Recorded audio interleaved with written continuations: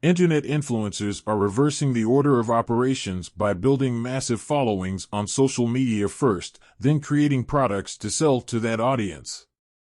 In August, casino operator Penn Entertainment spent $162 million to acquire 36% of digital media site Barstool Sports, thus completing a multi-year acquisition. Penn already owned 64% of Barstool via multiple transactions dating back to January 2020.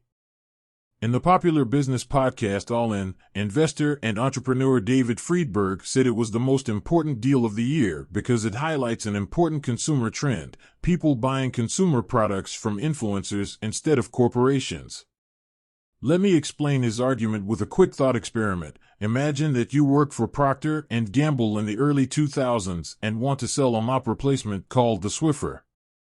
How would you market it to millions of people?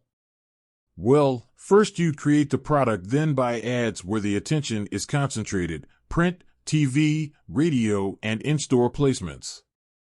Today, the creation of popular consumer products often proceeds in the reverse order of operations.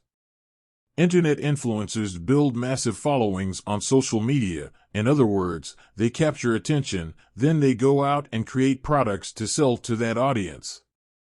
That's exactly what Jimmy Donaldson, aka MrBeast, is perfecting. Only 24 years old, MrBeast has built an enormous audience by creating viral content like recreating Willy Wonka's chocolate factory, amassing more than 200 million subscribers across multiple YouTube channels, and now he's selling products to that audience. In December 2020, MrBeast created a delivery-only burger chain called MrBeast Burger, which has done sales of more than $100 million.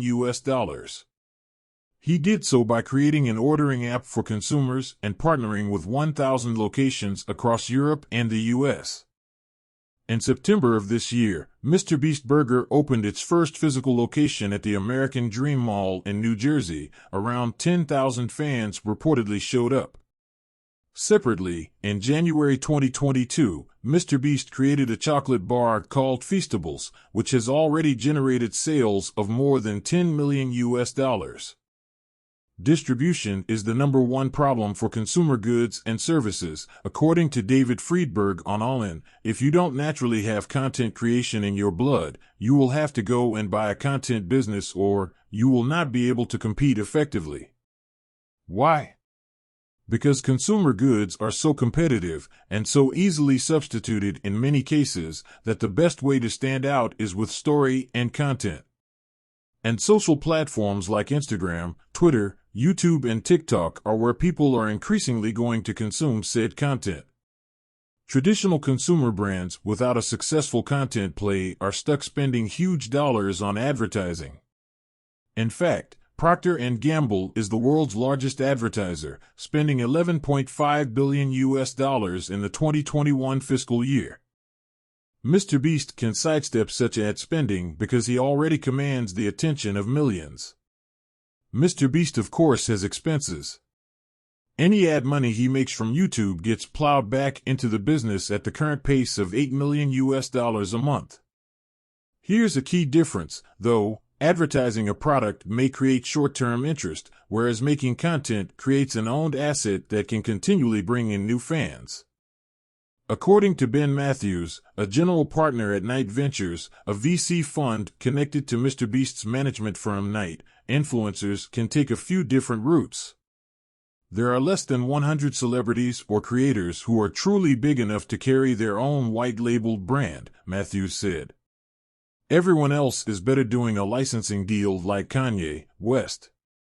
Doing it yourself is really hard. Matthews said that the main trade-offs the influencers must consider are margins, product quality, ownership, and speed to market.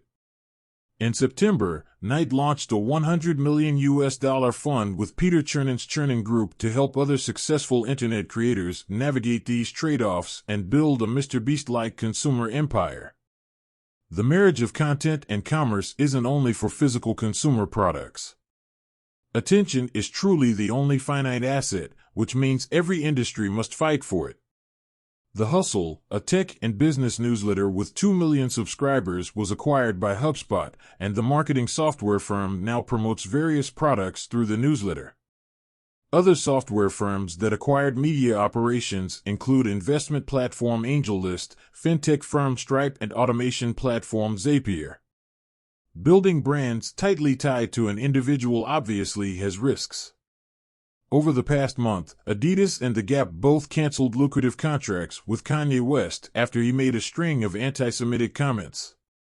Now, Adidas has to replace the $1.8 billion in sales attributable to West's shoe brand Yeezy, which is responsible for an estimated 45% of the company's net profits.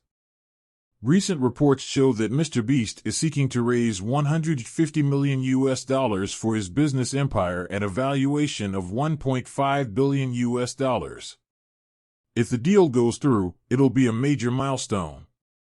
And it won't be long until the most important M&A deal is a massive creator buying out a legacy brand.